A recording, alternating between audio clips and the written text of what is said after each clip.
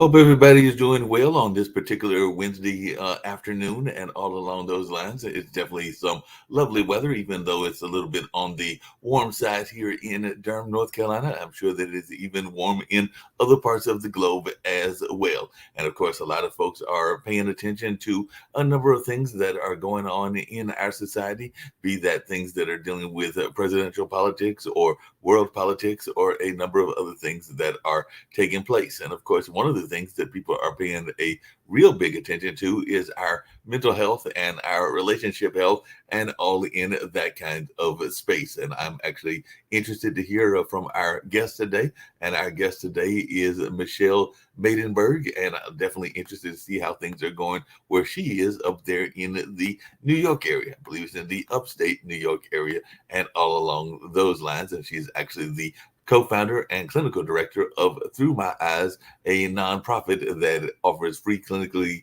guided videotaping to chronically mentally ill individuals who want to leave video legacies for their children and loved ones. I'm definitely interested in hearing about that and how that is going. And of course, she's also an adjunct faculty at New York University teaching about mindfulness. And like I said, a lot of people, even during this pandemic, were paying a lot of attention to mindfulness and our health and trying to have that connection to a better health life. Because as far as I'm concerned, there are four elements of our life that always need to be in alignment and all in that space: the emotional health, the mental health, the physical health, and I would argue to some degree the spiritual health as well. But definitely interested to hear what Michelle has got to say about this and even about her great books, including Free Your Children from Overeating. I wonder if we can free the adults from overeating as well, because I know that definitely during the pandemic when I was in college at Marquette and a couple of other times, gotten into that fast food lifestyle. Unfortunately, it's too easy to resist when you are Russian and always on the go and all in that space. I hate to say it, but it was actually doing some of that both yesterday and Monday because while I was going and working at the Cultural Arts Center that I work at, it doesn't help that across the street is a KFC. So if you're quickly hungry and you need a fast meal, sometimes you might run across the street to said KFC. So definitely that is something that I was doing and probably need to do better. Probably could use some apples and some other more healthy food. And I definitely don't have any kids of my own. Don't know if Michelle does. I'm thinking that she does since she wrote this book about children and all in that space, but definitely have my nephews, and I'm hoping that they are living the good life and having healthy lives as well. So definitely, hopefully, that is what they are doing. Even knowing my brother and some other folks, they might be getting some junk food in their life, but I also know that they're getting some healthy food as well because both my dad and mom are proponents of healthy eating and healthy living, as is my brother, and he is a masterful cook, much better than me. I think that he got a better end of the deal, and I'm gonna bring Michelle in and tell her about that better end of the deal and all along those lines as well. So definitely glad to have you here with me, Michelle, and all in that space.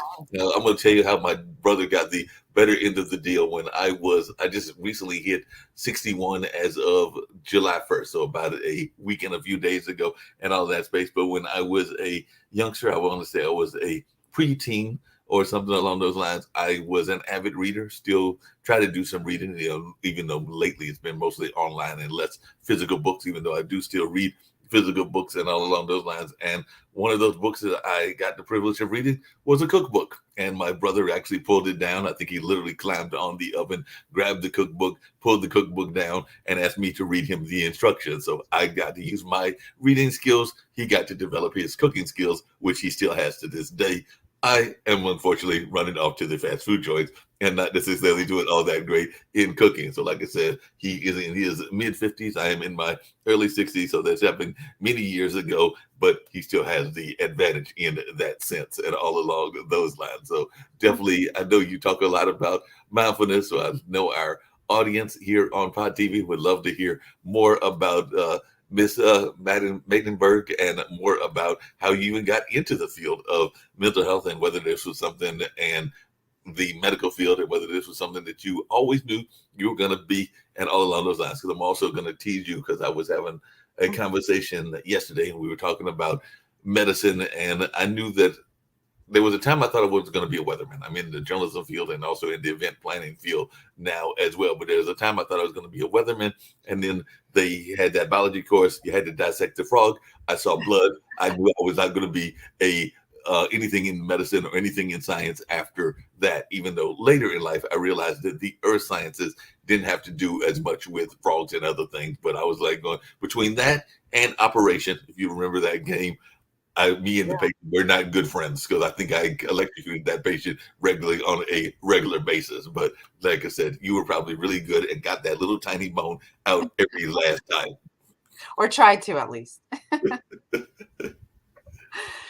So I wanted to say something about what you said before because you were saying about going to KFC. So I eat out a lot, just so you Mhm. know, and I still choose to eat healthfully. So Right. you could still go to, places outside your home and still eat in a healthy way. Okay. So some ways to do that. Like, so last night I went out for dinner and, I ask questions. I ask, like, what's in the food? So, for example, I'm dairy free. So I ask, is there any butter or any kind of dairy in the foods? And I ask them to eliminate it if it's there. As an appetizer, what I choose to do is I'll have like a side of vegetables instead of Mhm. having like something with whatever. So, like yesterday, I had shishito peppers and broccoli for an appetizer. Yeah. So even at fast food joints, just saying, you could find better alternatives. And that's one of the things. Another restaurant that I regularly go to, I think it haven't been this week, even though I'm probably due for a trip. But it is a Mediterranean restaurant, and that is one of the things that I do is I get some kebabs, chicken kebabs, or some of the other kebabs, and I also get a great salad, usually filled with olives and cucumbers and other dishes that I Yeah, love, and all along those lines. So that is one of those cases of being a little bit more healthy, even though technically it is part of a restaurant lane, maybe not as much fast food, but yeah, there are several restaurants that yeah, are nearby, and definitely I find them to be a healthier alternative. So I do yeah. try to go to the healthier alternatives, even though sometimes it's just too quick to grab that fried food across the street when I you are know, working at a cultural arts center and you're like, I well, I know. can But go it's just as quick. It's just as quick to go somewhere and get like, whole wheat wrap or salad too, by the way. that is very true. That is very Just true. saying, it's a choice. It's a choice. You're making a choice. So, like when I'm at a restaurant, for example, I always laugh because for dessert, I always ask for like fruit, fresh Mhm. fruit. I love, fresh fruit, and it's not necessarily on the menu. And Right. and then my beautiful cup of fresh fruit comes, and then people are like, "How did you get that? That wasn't on the menu. I didn't know you could get that." And I said, "All you have to do is ask." And then they're envious that I ended up with the fresh fruit and they're sitting there with the whatever chocolate, whatever. Well, So, you bring up a good question, Michelle. And one of the things I was curious about is, do you think that sometimes asking is where we get into trouble, even with one of the topics that you oftentimes talk yeah, about, which is emotional avoidance and everything? Because I know that even in my own life, 61, have never been married. I don't have any kids of my own. Have those two nephews that I refer to and everything. But I have dated some women, including some women with kids, and definitely have later found out that they had different issues going on, maybe from that were grounded in past relationships. And sometimes after the relationship is over, I wish that I had asked more questions than I actually asked, and all in that space. And even sometimes friends will come up to you afterwards and tell you all of the reasons that you shouldn't have been involved in those relationships in the first place. And as I was telling to another guest recently, I sometimes wish that they would give me the opportunity to make this statement that a lot of times they make, which is that the reason we didn't tell you is because you wouldn't have listened. You were too caught up in the moment and everything, and you wouldn't have listened even if we had told you that they were Attila the Hun and all in that space. Because even though we might have had the knowledge and the history, we didn't feel that it was our place to tell you and all along those lines yeah. because you probably wouldn't have listened. And Or you weren't in the space that you could right, listen, right? Like you just weren't in the space. So they're right. They thought maybe you'd get insulted or take it personally or whatever the case is. So yes, we're taught not to assert ourselves and to ask questions and go out of the box. And people will say to me, I'm not going to bother the waiter or waitress and ask them all those questions. And, and I said, wait, if somebody had a food allergy, if you had a food allergy and you're allergic to nuts, and it was lethal that if you ate nuts, you would literally like, kind of have to be hospitalized or take an EpiPen, would you not ask for what you needed? And they're like, of course. I'm like, well, that's the same thing with any dietary needs. Like waiters and waitresses are used to answering questions and used to accommodating you know, people come to their establishment. So you're not doing anything that anybody else is not doing. But, people get a little bit leery, and they don't ask the questions and they don't assert their needs. And that's what happens. So you have to be willing. If you want your needs met, you have to be willing sometimes to be rejected, to be confronted. Not everyone's, and I always say this, why do we have this perception and assumption that we should be liked by everybody? Do we like everybody? Do we find everybody like, our cup of tea? No. So why do we expect that from other people?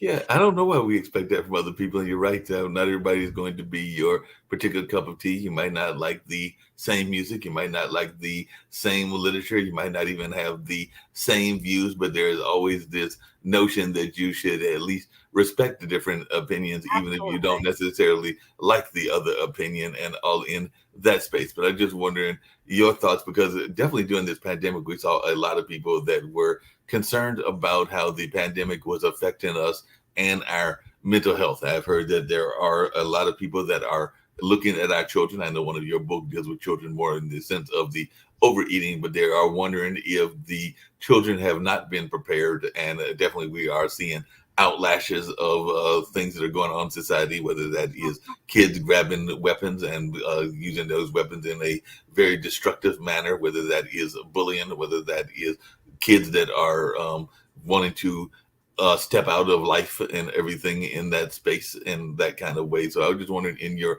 own research, how has you found the pandemic is affecting us, and particularly those that are younger? Because I know that, as I mentioned, my nephews are, the one was born 2008, the other was born 2009. So they will be 14 and 15. Well, is that right? 8 to 23. Yeah, 14 and 15 in August, and all in that space because they were what do they call them? Doorstep child. There's a term for that and everything. But as they are growing older, I'm hoping to. I jokingly say that I'm going for 200, even though I'm not doing anything else wise or exercise wise to actually make it 200. But I really would like my nephews to make it well past my own dad's age, and he's in his early 80s and still very active in all that space. But I also see what's going on in society, and I am afraid for the world that they are coming into. And you've got 4 children and 3 dogs, and I'm sure you're probably even concerned about your own kids and everything. Yeah. So there's a lot of research done on how how the pandemic impacted youth and et cetera. So I'm not going to get into the minutia of it, but all I could say is that there are a lot of people out there, both kids, adolescents, teens, and adults, suffering from anxiety and depression. I mean, it's a huge, huge issue, epidemic, and I see people suffering all the time, so it's a residual effect of that, but it exists, and it's pretty profound, which then led me to my second book, which you didn't mention, but I want to mention it, but here's like the cover of it, but it's called Ace Your Life, Unleash Your Best Self and Live the Life You Want. So that really speaks more for what you're talking about now, but it's predicated under the precepts of acceptance, compassion, and empowerment. Mm-hmm. So I developed this model, which really speaks, if you really want to live your best life and the life you want, you really need to integrate these 3 concepts into your life. And I give ways where I talk about the barriers that get in the way of us integrating it, and then also skills on specifically how to integrate it. Acceptance, again, when we say acceptance, I'm not talking about being like, oh yes, things are difficult and I'm working through adversity. It's more about noticing it than, right? Because acceptance means relenting, and that's not what it means at all. Compassion, we learn to be compassionate towards others. We don't learn to be compassionate towards ourselves. Mm-hmm. So we tend to be our biggest, rivals, I'm going to say, because we end up beating ourselves up for the way we think, the way we feel, the way we behave, our interactions, our relationships, and the reason we do that is because the way our brain is wired. We naturally gravitate towards the negativity. Hmm. And we also, our brains are wired, right, to secure safety and comfortability. So we're constantly in the throes of beating ourselves up, and also if we're beating ourselves up, we can't build our confidence. It's like counterintuitive and counterproductive. So we Okay. really need to learn those skills and empowerment. So the problem isn't having the information often. So even with, like, let's say wellness and health, there's like a plethora of resources online about, healthy eating, exercising, etc. And most people actually do lose weight, but they don't sustain it over time. Right. We don't sustain habits. That's part of the problem. We expect that, we're kind of this fast moving nation, right? We want things instantaneously. Um, and then also, we also have a hard time sustaining any kind of behaviors. And that's really where the magic is. Yeah. So having these three precepts really integrating into your life leads you into a fulfilled, meaningful life. And a lot of the work that I do is really kind of couched in our values. And when I say values, people are like, oh, I know what my values are. But most people don't. Most people don't. And when I talk about values, it's not just knowing what your values are, it's paying attention to them every day, it's lending to them, and actually in the doing, right? Doing things that lean into your values and evaluating that on a daily basis also. Well, you bring up a couple of interesting questions, Dr. Michelle, that I was thinking about and everything. One is, and one is around our mental health, the other is around values. But a lot of times we are quick to go to a doctor if we are not feeling well, even though there are certain societies that are not as quick to go because of some historical barriers and some historical things that have happened within those groups. We definitely saw that during the pandemic and everything else. But I don't know that we are as quick to go get counseling, whether that is from a Yeah. trained psychologist or a trained therapist or a number of other kind of trained individuals. I mean, so how much of that is an issue and how can we get around that? Because I do know some people that are regularly going to their therapist and do it on a regular basis. Their therapist is one of their best friends in the sense of when you talk to them, but I don't know that that is the norm as much as it probably should Yeah. be. Well, unfortunately, because of healthcare and the cost, and there's a lot of factors that go into seeking therapy, for people who have, for example, insurance, or some people don't, Right. which is really a catastrophe, I think, in this country, quite honestly. To some people, it's a luxury, right? Because not everybody could, a lot of therapists are out of network.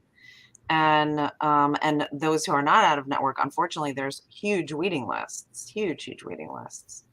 So it's difficult. Access in and of itself is a huge issue that I cannot express enough. And that's something that really needs to be worked on in this country. Um, People are suffering big time, Okay.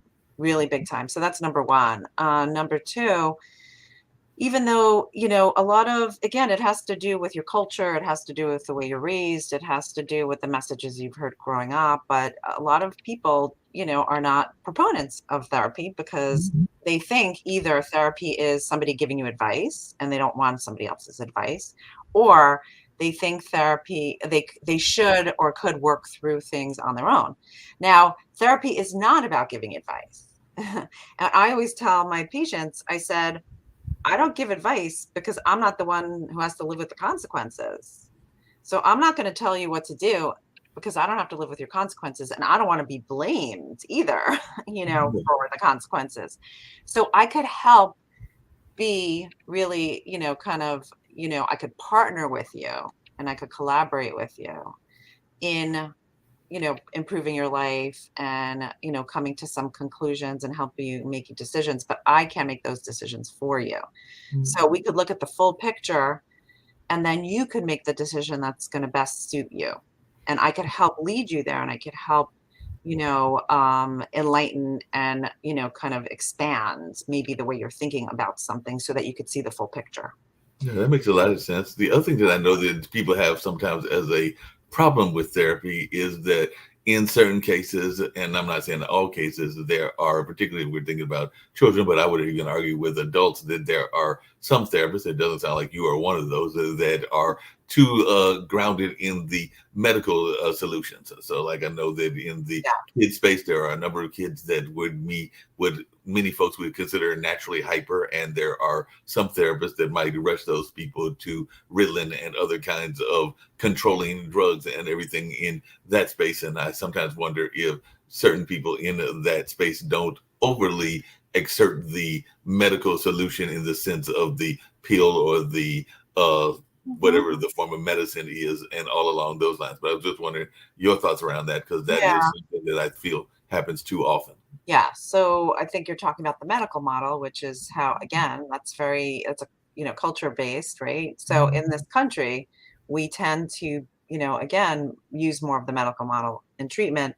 And no, I am not a therapist who subscribes to that at all. I'll try my best to use more, organic and, non-traditional kind of methods, because, like, for example, anxiety, that's like a good example. Right. With anxiety, we know that it actually affects the structure of the brain. We know that by MRIs. So if you look at a person who's chronically anxious, they have a different brain structure than somebody who is not anxious, who doesn't have that chronic issue.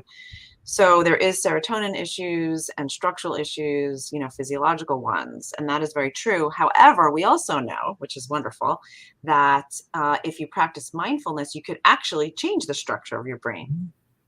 And there's studies that show that as well. And we see that on MRIs as well, right? It again, right, in terms of the gray matter of your brain, it actually replenishes gray matter in your brain. So there are methodologies that you could use in order to both rework the nervous system and also the structure of the brain. We know with polyvagal theory, there's a lot of information and research out there that proves that these methodologies actually work. The issue is, and I'll just use anxiety as an example because it's a good one, the physiological impact and the emotional and also, cognitive one when somebody is in an anxious state or an anxious moment is extremely uncomfortable, right? So you may have a rapid heart rate, you may have tension in your chest, you may have a headache, and I could go on and on and on, right? Jitteriness, I could go on and on, and everybody exhibits it in all different kinds of ways. But there's a lot of avoidance because of the discomfort. I don't want to think that way. I don't want to feel that way. I have somebody actually who I'm working with right now. She's like a lovely young adult. She perseverates and perseverates. And what does that mean? She can't get thoughts out of her mind. And they're usually around, they're kind of existential in some ways. But like, if people are sad, what's the point of life? Or, um, what was it was about, I can't remember. She has like a lot of existential types of thoughts, right? And it leads her to a lot of hopelessness and helplessness and anxiety about the future. It's constantly chronically about anxiety about the future, right? And a lot of it has to do with her longevity, about living life and about how long she's going to live and all of that. Right. And we talk about, it's not the thoughts themselves that are the issue. It's her struggling with the thoughts. So the thought of like, I'm worried I'm going to get sick, or I'm worried my family members are going to get sick. That's not an issue because that's just what her brain does in order to scare her, Right. right? So that she, and again, it's maladaptive, right? In order that she secures that she lives, whatever that means, or she makes sure that her parents and her family are okay so that they live, right? It's again protection. It's around protection and comfortability, like I talked about before, which our brain naturally does. So if she understands that her brain is just, it's coming out of the value of family and love because that's so important to her, it leads her to have those thoughts. And instead of taking those thoughts as facts when she has them and she takes a step back and she's up and she says to herself, oh, there goes those thoughts again, right? I really love my family and I want them to be here forever, right? My thoughts are worried about them.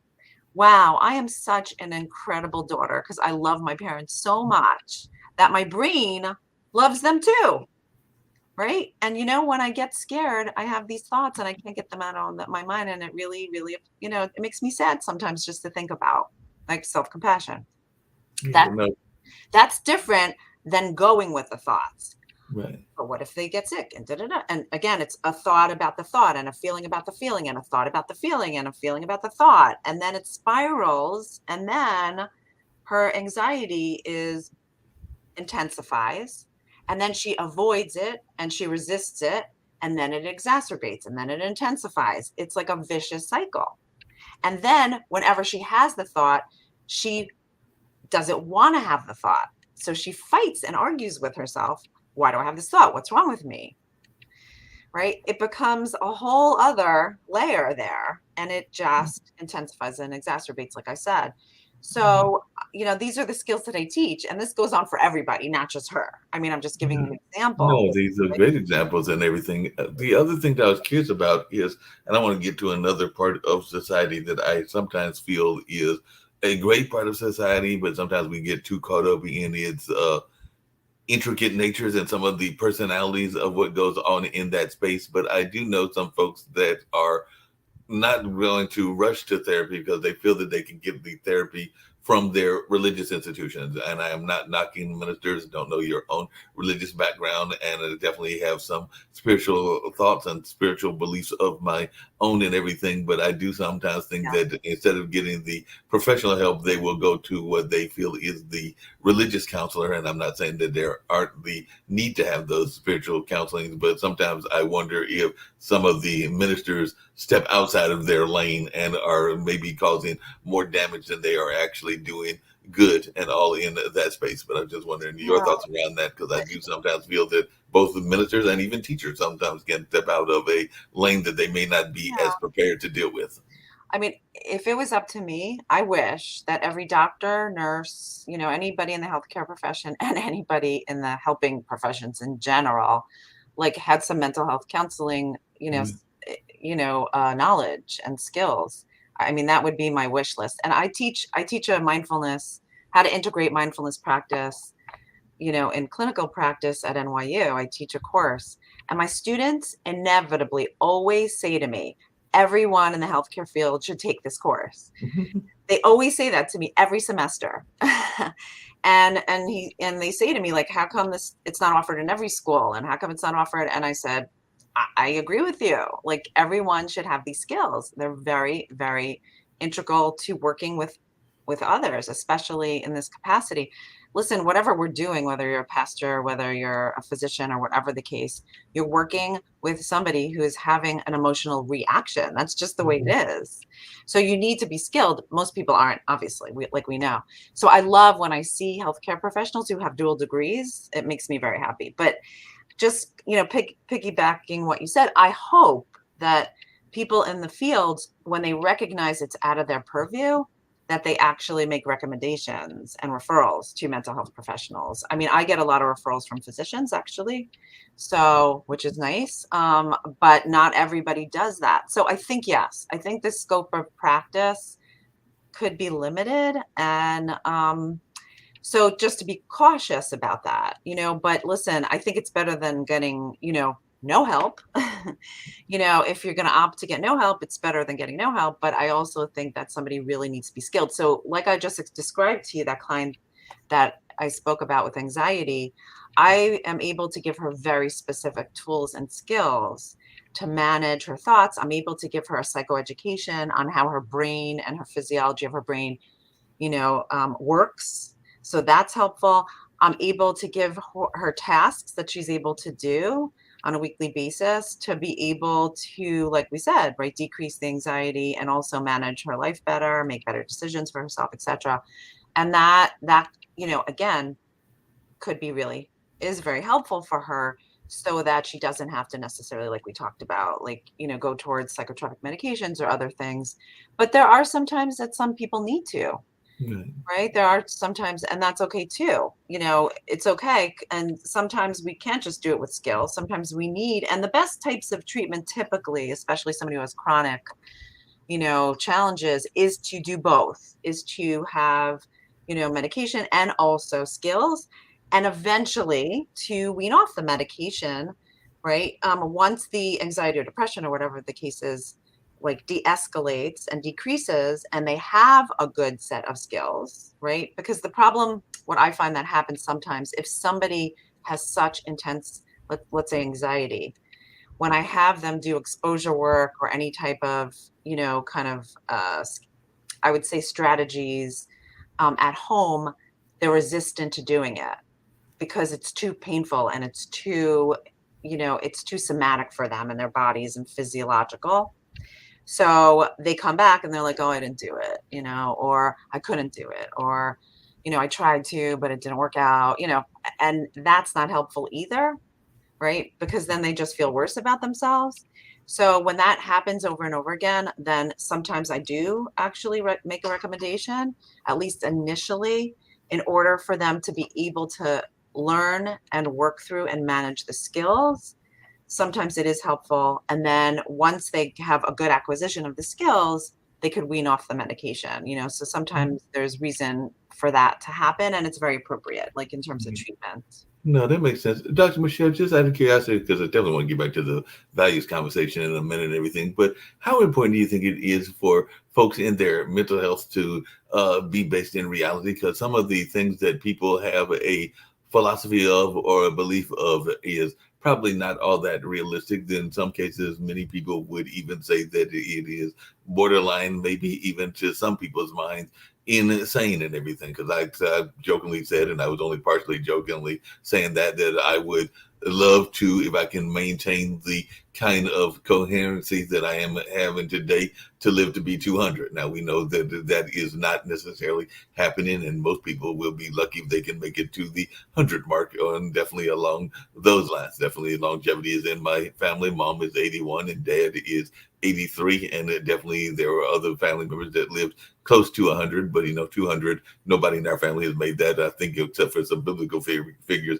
nobody has ever made it, and we're not sure that that was actually 200 in the true sense of the world. And I have other friends that literally claim that they have some ties to other planets and all in that space. I wasn't there on the ship with them when they made those alleged trips and everything, so I can't argue whether they actually went there or didn't go there. So how much is it important for us to base ourselves in a sense of reality, or is it all right to have flights of fancy? Because most of what I described, whether that is somebody that thinks they went into another planet or into another time dimension, or somebody that wants to live to be 200, most people would say that that is purely flights of fancy and that it probably won't happen, and it didn't happen. But like I said, I wasn't there with them, so I don't know whether it happened or not and everything. So how important is it for us to allow those in our sense of just people relationships?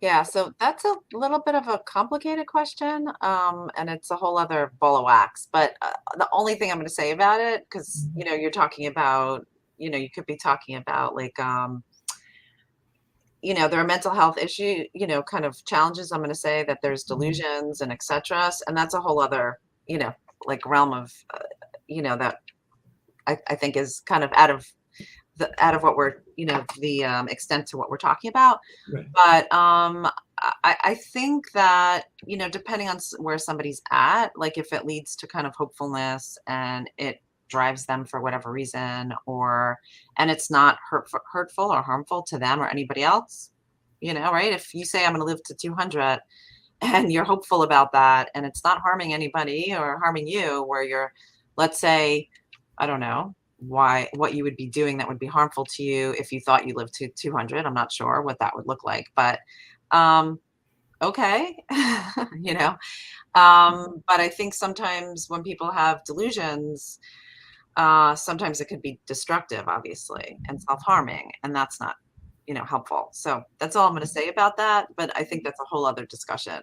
No, that's fair enough. And like I said, I am very realistic about, as I just said, the 200 is probably not going to happen, and not true that I would necessarily want it to happen, because that also is the loss of family, the loss of others that are very dear to me, and all in that space. Some of which have already left and everything. So as you get older, you lose more of that connection to those that are with you. So as you get older, there's probably less of a desire for that and everything. But that's just the thing that I say in jokingly. And like I said, I don't know that I would necessarily want to do that. It's part of that is also what you were talking about with your patient and everything, the fear of what the next step is, because there is definitely why people do that kind of projection, for lack of a better word, and everything, is because the fear of not knowing what the next side is going to bring and everything along those lines. And a lot of that has to do with spiritual beliefs and other beliefs, and whether you believe that those are truisms or non-truisms, and all in that kind of space. So therefore we all create ways of coping, and that is the way that different people cope with the inevitable. Yes, absolutely. So that was just kind of my thoughts on that. Like you mentioned earlier about values, and I know that a lot of times people, particularly when we talk about politics, everybody brings up values. They bring up this notion of values. And you said something earlier that kind of caught me off guard, because a lot of times, whether it is our political leaders or our cultural leaders or a number of others, they are always bringing up this notion of values and the importance of values. And if I heard you correctly, you said a lot of us are not really dealing in that value space as much as we think we are dealing in that value space. And if I misheard you and you want to correct me, please do correct me, because I'm open to hearing things and learning things as well. But I think that is what I heard, and all in that space. Yeah, I think we confuse like kind of goals and values. We're not quite sure what values means to us. So I'll give you an example. And sometimes somebody will say my value is whatever, and then I'll say, well, why is that important to you? And then I'll keep on asking that question, and then we will get to what the value is. So I'll just give you an example, just because it's kind of formative on my mind. But like, people will say to me, what kind of values does gang members have? They hurt people and, et cetera, right? And I say, well, what's important to them? Why do they get, I guess, why do they get into, gang member life? Like, why is that important? And when it comes down to it, what you do see, particularly like with gangs, it has to do with community, right? It's not about the kill or the, hurting others. That is something, an initiation, or is that something to be accepted, or that, whatever the case is. But it's really to be part of a community. And what we know about gang members is they will have each other's backs, right? They consider each other family, right? And they will fight for each other till the end. And that's really what's important to them. So if I had a conversation with a gang member and I really got to the core of what is important to them, it will come down to community, the sense of community and belonging, right? But again, we could say aggression or violence is their value, and it isn't. That's not what it is. Okay, so it's really understanding what is at the core, what is important to a person, what drives them, what motivates them, etc. There's pain and values and pain. So when we feel pain, we know it's rubbing up against a value. Okay. And when a value gets rubbed up against, we're gonna feel pain. And that's something we have to accept. Yeah, that makes a lot of sense. Isn't that something that we're all looking for to some degree, Dr. Michelle? Because you mentioned it, and I've definitely heard it mentioned. My younger brother, and I've only got the one brother, the one that I alluded to with the cooking analogy earlier in the show, and everything is involved with working with at-risk youth. And I hate using that term and everything, because I sometimes think it is a unfair term to use, because definitely there are societal things and other things that we can do to improve these situations and all along those lines. But one of the things that he talks about and that he deals with those kids that are in gangs is just what you alluded to. They are trying to find a sense of acceptance, and in some cases, they don't have that sense of acceptance at home or in other environments, so they turn to the gang to get that sense of acceptance and all in that space. So, how important is acceptance in the society, and is that something that we don't pay enough attention to? Because I know a lot of us are glad to be part of affinity groups, whatever those affinity groups are. They might be racially based affinity groups. They might be affinity groups dealing with your fraternity or sorority or other social organizations that are out there. But a lot of times when we join those groups, we are trying to find like-minded people. I mean, I belong to a couple of organizations that are around journalism, and so there might be journalism affinity groups and all in that space. But how important do you think it is for us as a society to have acceptance as part of our narrative? Well, acceptance and belonging is something that we all need as human beings. We all strive for that. Whether in our families, in partnerships, in every way. Who doesn't need that? I mean, there's a lot of studies that show, chronic loneliness leads to, it takes years off of our life, like literally, right? And people who have a sense of belonging and a sense of community and a sense of, family and whatever it is for that particular person, right? They tend to, again, live longer lives, like physiologically, physically, and also emotionally. They have increased well-being, so we know that people need people, right? There's songs about it. Yeah, definitely. We know about those songs and the Yeah. great songs in that space and everything. What skills, because I've even seen this on even some of our own shows here and everything, where people will have a disagreement or a different thought. And I definitely am one of those people that believes in the thought of we have the right to agree to disagree, but sometimes people don't always handle that in the best way. And I have seen people do sarcastic things like play violins when they are disagreeing with somebody's standpoint, or even lashing out in angry outbursts and all in that space. So, what are some of the ways that we can avoid acting out even in conversational spaces? Because, like I said, even on this network, I have seen people do what you would probably call acting out and all in that space. So, what are some of the ways that we can avoid that acting out, even though we might have some strong emotions or some strong viewpoints about whatever is being discussed? Yeah, it's interesting that you're asking me that question because it just so happens that as soon as we get off this, podcast, I'm going to be writing an article on triggers. Mhm. And that's been an area of research and interest of mine lately that I hope to write another book about one day soon. um, so I think you're asking about triggers, and Yes. also acting out behaviors, which we all have. It's intrinsic in our humanism, right? Is to get triggered in some way and to act out. So we can't, in most, in most situations, we can't help but get triggered, but we can help, the way we behave. And we have a choice on whether or not we act out. So that's important. Just like we can't control our thoughts and feelings, just our behavior. So, of course, and again, I help a lot of people with this, whether there's kind of anger challenges or acting in a way that's not their best self relative to their interpersonal relationships, or even the way they behave towards themselves, right? Because sometimes we can have very self-destructive behavior. So it's really understanding what triggers us, and why we get triggered, and working through it when it happens, taking space between the thinking and doing, right? Because when we have a trigger and then we have a reaction, literally, it almost feels like we go to 0 to 100 in like a split second. And that's not actually the case, even though it feels that way. So if we're able to pay attention to our bodies, to our minds, right, we could slow down that process so we could be more mindful in our behavior. Excuse me, and the action we take. And it's really important to do that because sometimes, right, once it's off our lips, we can't take it back. Yeah. Or a way that we behave that we're not proud of, or it also really sometimes we develop a lot of shame around it, which is very detrimental to ourselves if we're sitting with a lot of shame.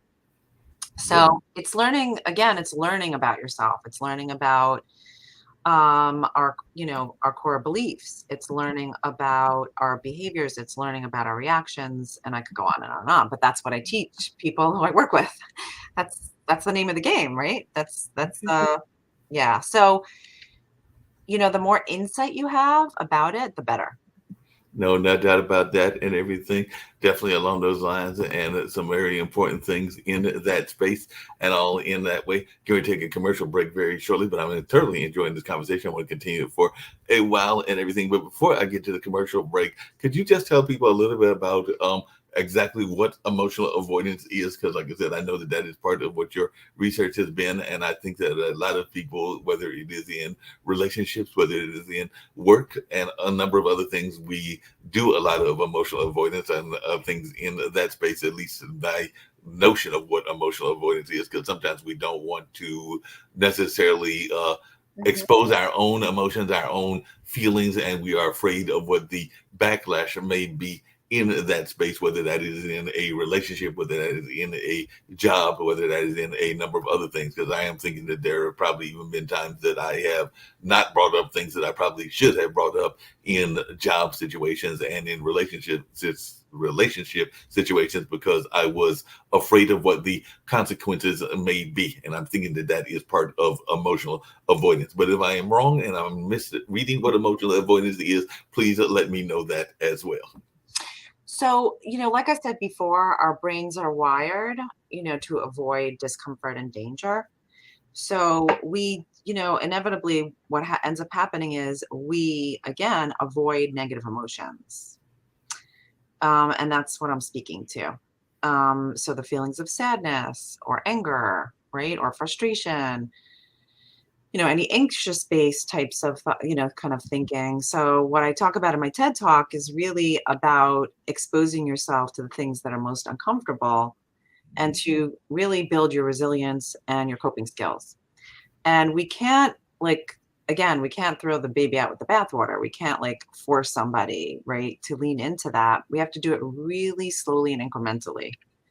Yeah. So that's what I talk about and I teach. We want to take the time to do it in a way that's going to also respect somebody's defenses and somebody's right boundaries, but work on that on our own. And an example could be, let's say you're a little socially anxious, right? And it's hard to meet new people, right? You wouldn't necessarily try to go over to somebody and have like a full-fledged conversation, but you might just say hello, like start out with that, right? And build on it incrementally over time. And the thing that challenges you the most is the place that you need to grow. So you always want to challenge yourself. And I know my brain, when it tells me, don't do that, or it is fearful, I make it a point purposefully to do it.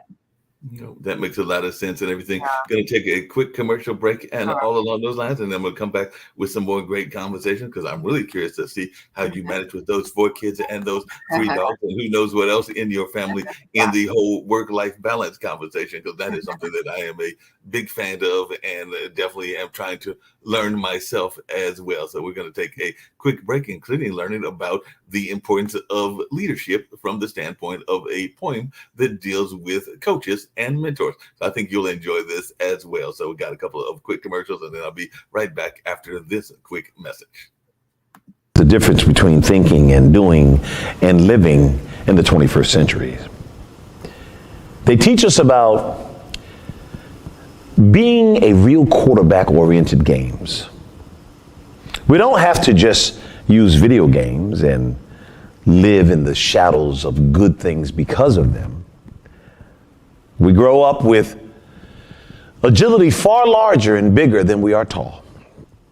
Parents are the champions and have to be our first life coaches and know-it-alls. Who knows how this came to be?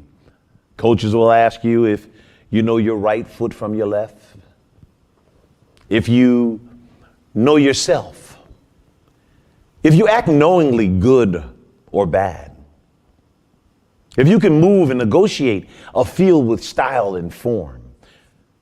if you can tackle or throw a pass, or if your last name is that of a clown, if you can let someone know on the team that you are in trouble before you cause yourself or someone else trouble.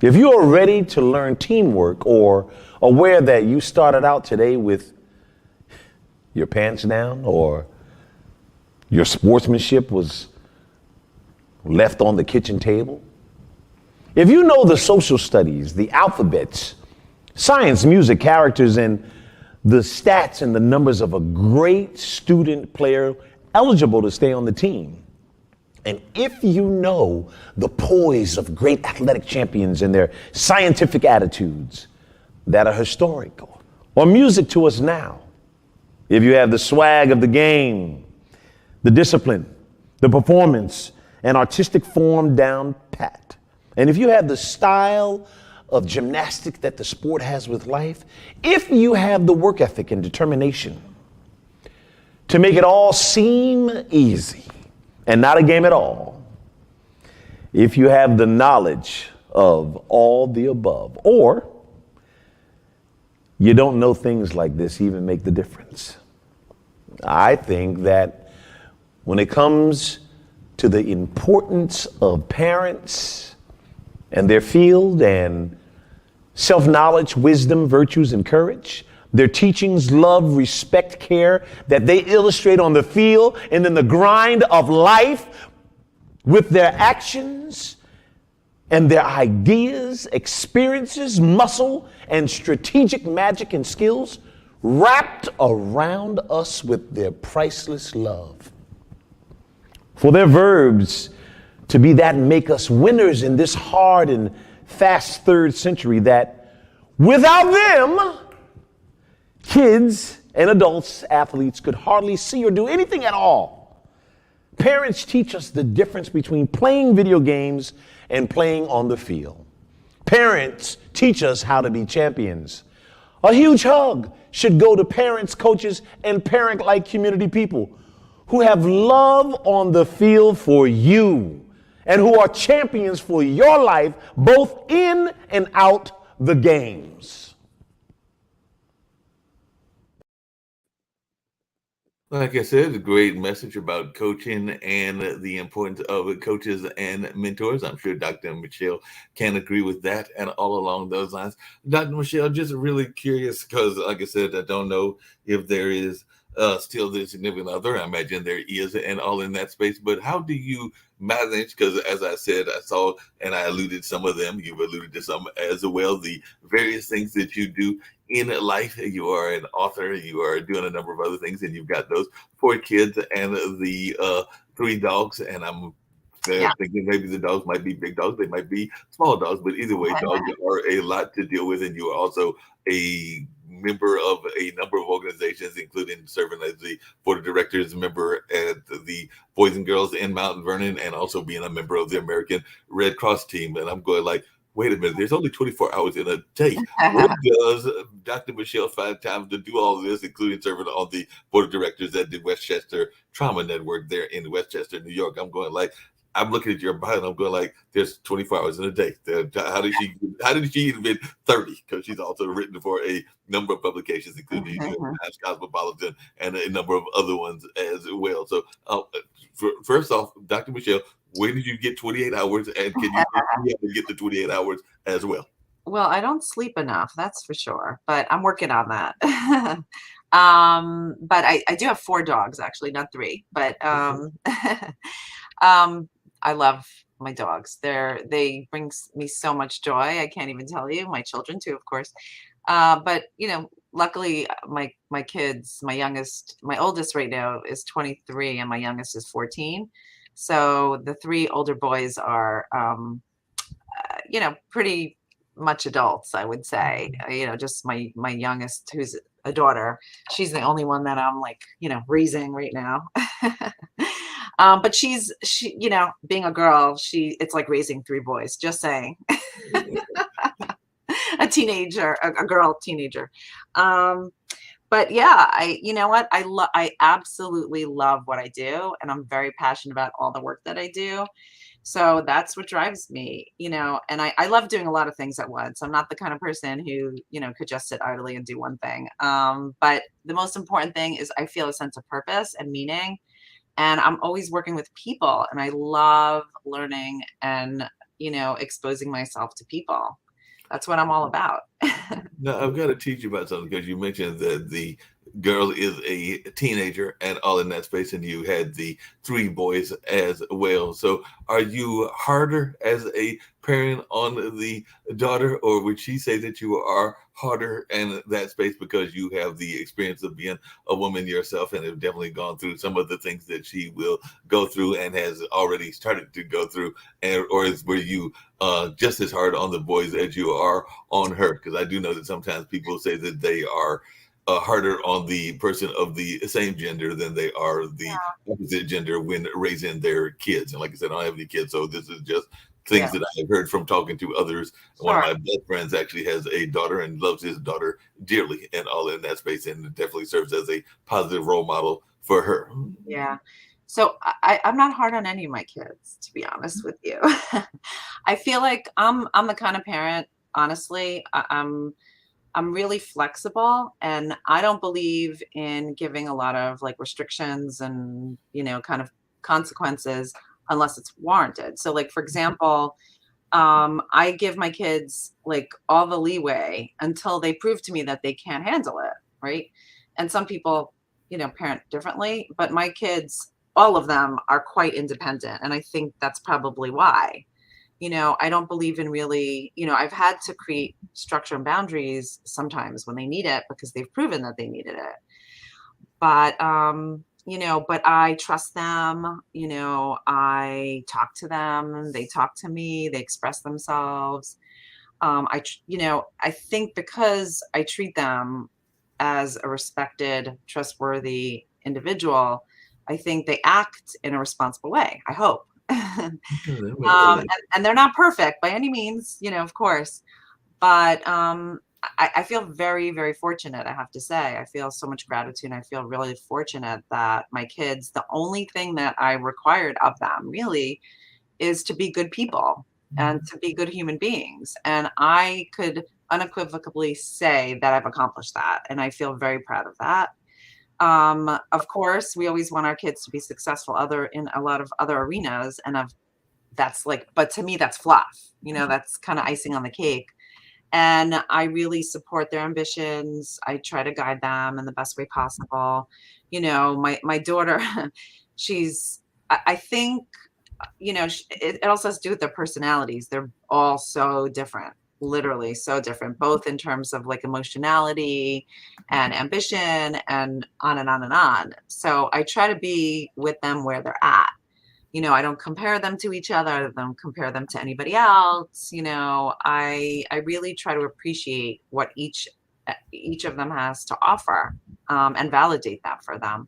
So, I hope that answered your question. No, that definitely answered the question, and I appreciate that answer and everything along those lines. One of the things that I'm curious about is that a lot of times, whether it is as a parent or as a employee or even an employer, and a number of other things, and even in relationships, we oftentimes have a hard time of letting go of the negative things that have happened in our past relationships. I alluded to that earlier. I know that's happened in some past relationships that I've been in, and I've probably been as guilty of it as the other parties have been as well. So I was just wondering, how do we leave past those past negative experiences? Because a lot of times it is too easy. I know there's that old saying about leave the suitcase at the steps of a new relationship, but that is easier said than done, because a lot of times that is part of what got us into the new relationships. It's also part of how we came into whatever the relationship is and all in that space. So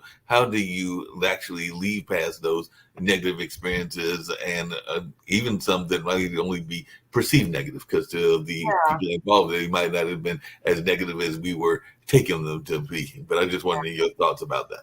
So, listen, I think everybody has regrets. That's again part of being human. And the reason for that, which is, I think it's your mindset and the way you think about it. So, for example, we have different stages of development, right? We're different when we're 15 than when we're 30. We're different when we're 30 than when we're 50, you know. So I could say now, right, because I'm 52, I could say, oh, you know, why was I friends with that person, and why did I behave that way? But that's where I was at the moment, right? And that's why I'm at where I'm at right now, because of learning, growing, changing, evolving, developing. So I actually appreciate my evolution, and I could see at the moment why I needed to be in that space. I could have regrets and wish, you know, but if you stay in wishfulness, that's how you get, again, that's brings on a lot of distress. It's wishfulness for things to be different. And that's not living in the present moment. So I see it, like I said, I think every relationship that I see in my life as part of my process, and I appreciate every single one of them for what it's worth. And I also recognize that that's where I needed to be in the moment, and I could actually have gratitude for that. That makes a lot of sense. I can definitely see that as being a issue, and all along those lines, that differences and how we can relate as we change in our age and all along those lines. Do you think that we as individuals do a good job of that, a good job of I know they call it growing up, and we are constantly growing individuals, but do you think that we oftentimes are too busy going back into things that happened in the past and kind of concentrating too much on the things of the past and not necessarily moving forward? I was just wondering your thoughts as a counselor, because I know just in my own life, I have definitely seen friends that seem like they are still stuck in the past and are not necessarily moving forward, whether that is in life or in relationship. But I was wondering your Sure. take on it. Well, of course, you know, a lot of people live in the past and they sit in regret and in wishing things were different, like I said, which brings on a lot of distress. So the best thing that people could work towards is being in the present moment with what is. You know, how do you want to see your future? What do you want that to look like? How do you want to cultivate that for yourself? And that's what I write in my book, right? We can't go back in time, but we could move forward. And how do we want to mindfully do that? You know, like I want people to get to a place where if they considered, if I died tomorrow, right, would I die with a smile on my face? Would I feel like I've lived the life that I wanted to live? And I think I don't care when it is that that time comes, right, when it's your time, that every day has to be meaningful because life is so short and so fleeting.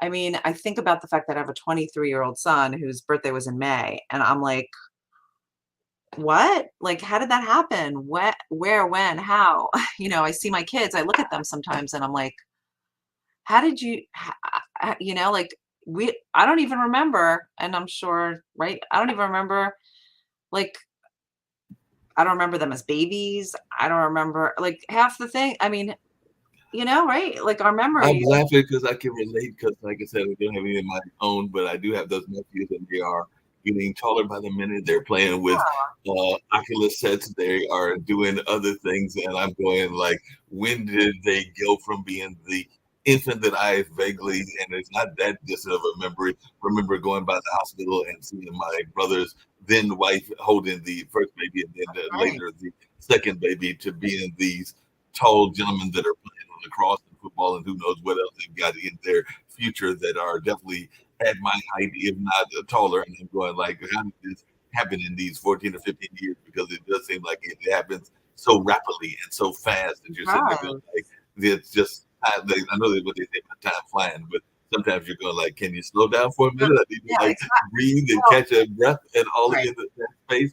And unfortunately, time stops for no man. I know that that is an old saying and an old Yes, kind of adage, but it is a very true adage and all in that space because it it doesn't is. stop anybody. And then at the same time, I see people that are still doing amazing things. My dad is 83, just completed a art show that got some rave reviews. His Lady Love is a few years younger and just finished participating in a dance thing. And so I sometimes am just glad to see that people that are older are still enjoying their vibrancy of life until that, whenever that ends comes along in all things. So, Dr. Michelle, how important is it for us to live life to its fullest? Because I actually was part, and I need to get back in touch with them, of a group called the Funky Eye Puppets, and it was all about identifying. It was like an audio theater troupe, but it was identifying that childhood nature even as adults. And there was a lot of us that were in our 40s, 50s, and maybe even 20s and 30s, in various ages that were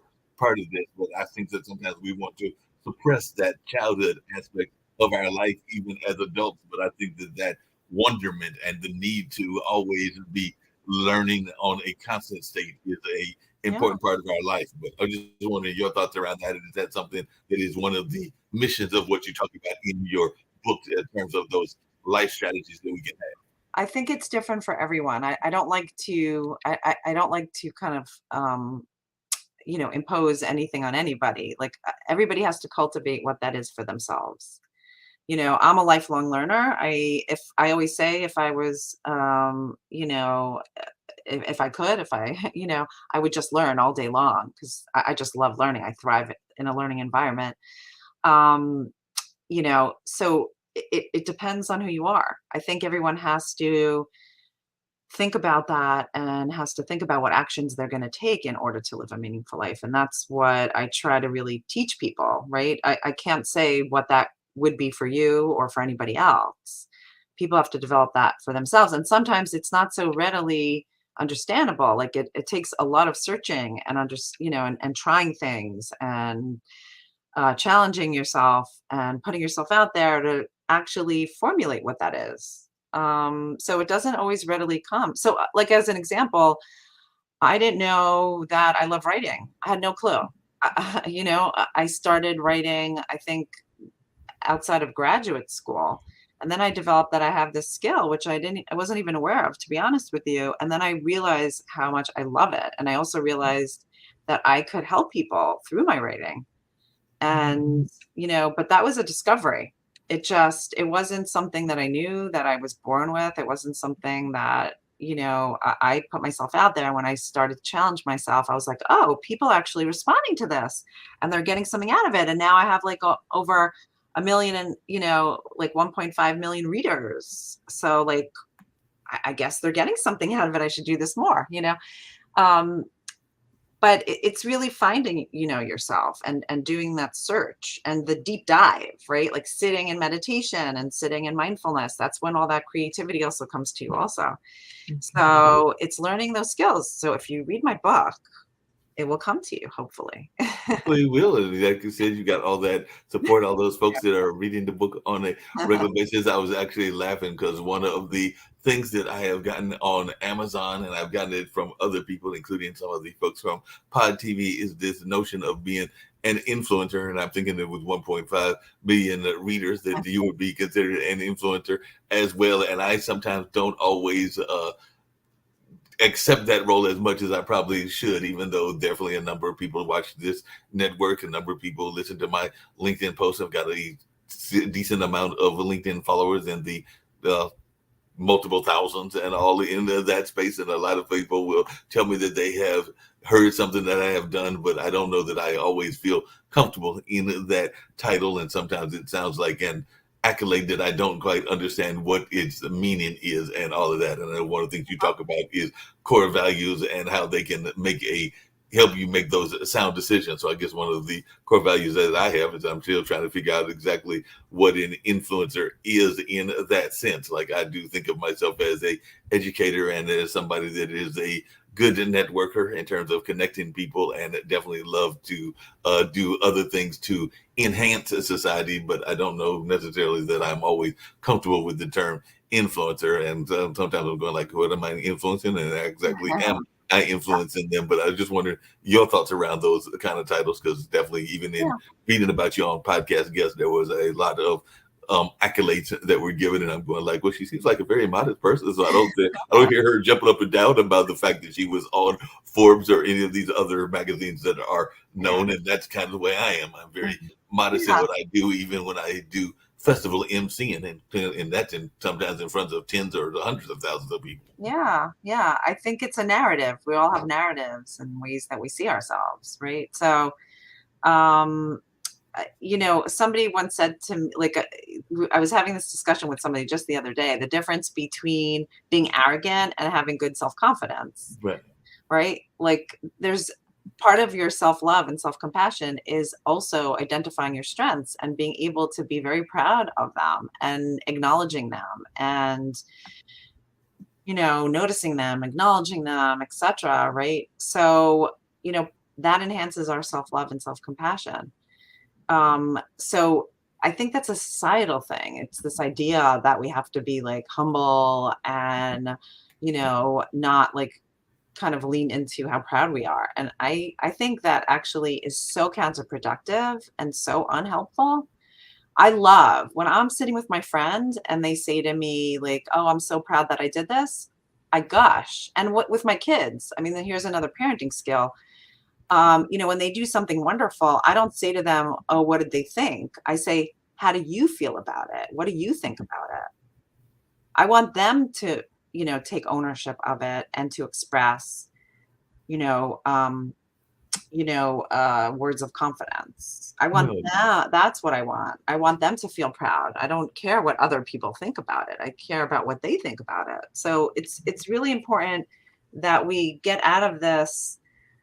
I think it actually leads to a lot of self-deprecation and invalidation and other things when we're kind of shying away from how proud we are of our accomplishments. no, I definitely agree with you on that. But the other thing that happens, and I'd love to hear your thoughts about this as a therapist and one that deals with a lot of different individuals, including those that are on different aspects of life and all in that space. And I know we're getting ready to wind down because I do respect your time and have thoroughly enjoyed this conversation and all. And I've got just a couple of very quick questions, but one of them I was curious about, and is this nature of how sometimes we are too caught up in people's attitudes and thoughts about us, because definitely even in the and this is something I've seen in the various aspects, even in the dating lane, there are folks that are so concerned about what a person's title is or what a person's house is or what a person's this or that is, and all along those lines. And sometimes I think that they lose out because they are narrowing their aspect because they are wanting the Dr. Indian or engineer and all in that space. And sometimes the person might be a plumber or something else that is not necessarily in those high-end jobs, or they might not have the Mercedes. They may only be driving the hoopty or living in the apartment complex. But I just wondering your thoughts around that, because I do see that that is a mental health conversation that a lot of people have been having, particularly during the pandemic, as to how open are you to having conversations with people of different backgrounds, whatever those backgrounds are, whether they're socioeconomic or Yeah, racial or a number of other things. that's part of learning and growing. Yeah, we have to be open and flexible. So I think when we close ourselves off and we discriminate, in any way, for that matter, in any way, we're just closing ourselves off.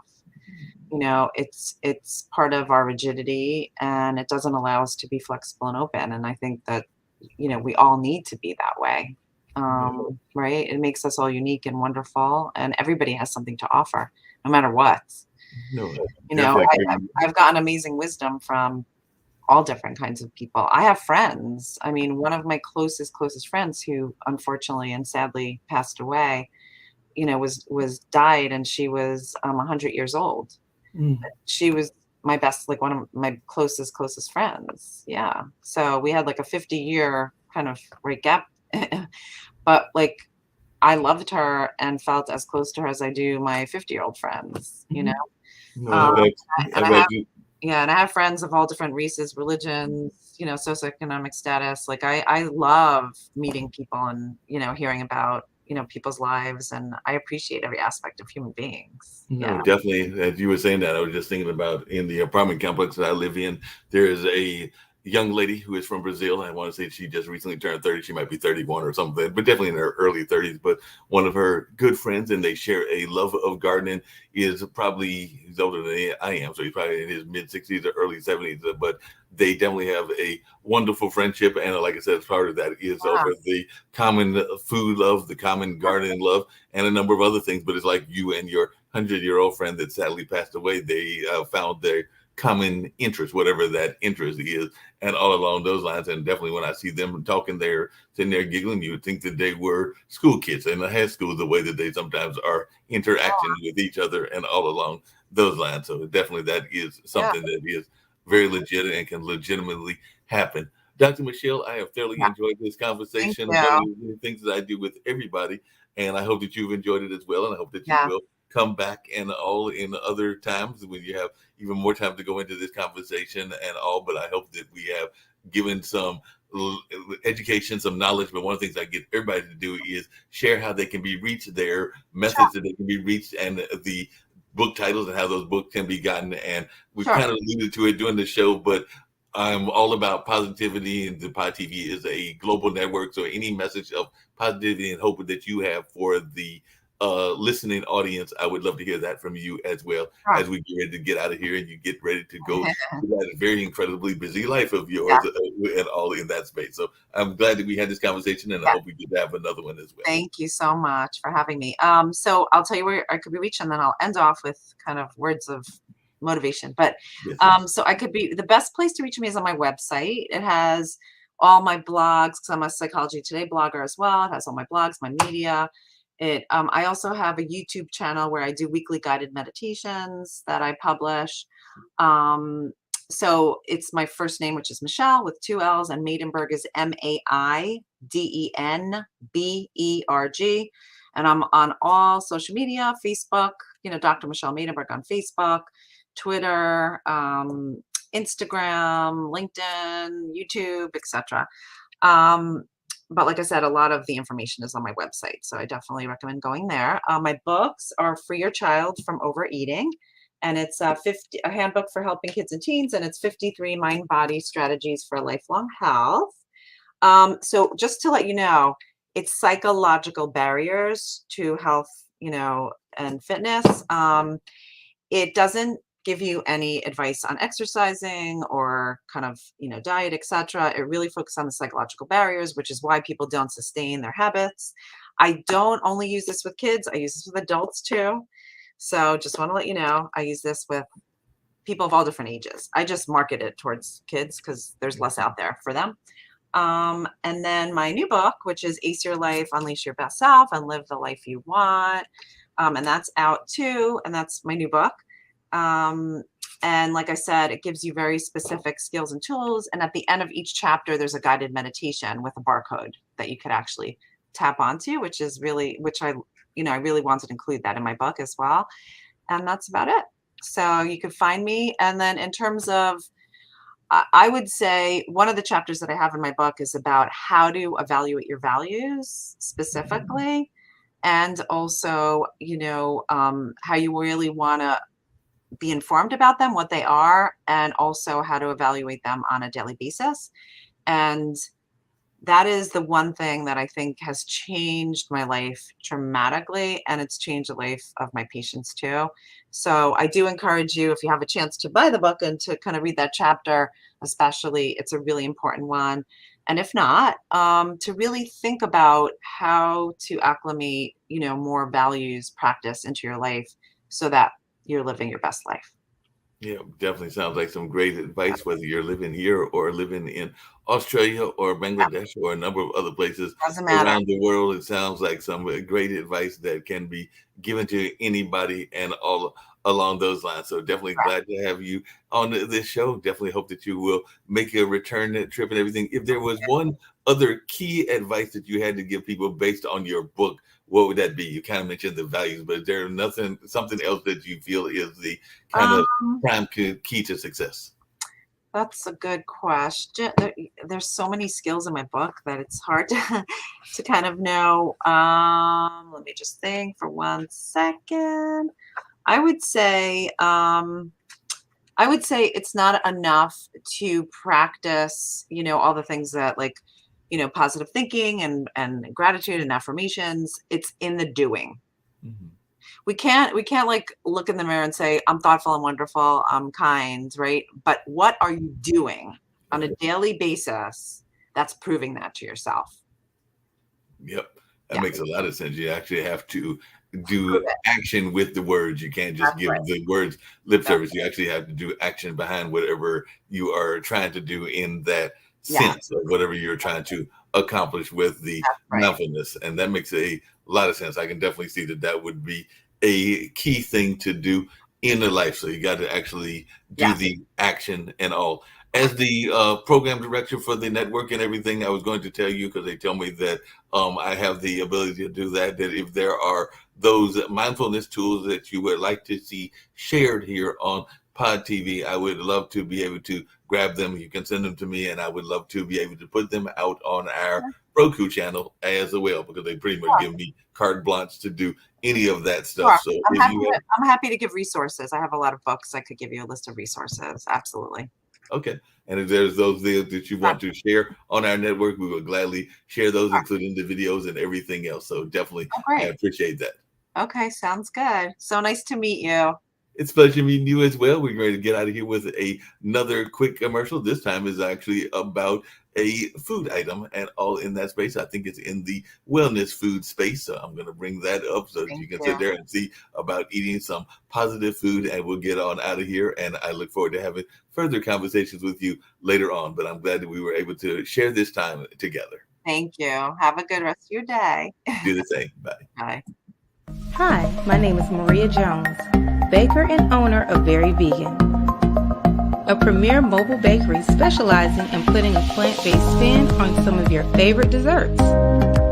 Inspired by my own personal experience with my journey with healthier eating habits, I was determined to make comparable items with desirable textures and great taste. We're always experimenting with different flavor profiles and expanding our menu. I enjoy my creative license as well as imparting ideas and requests from my customers.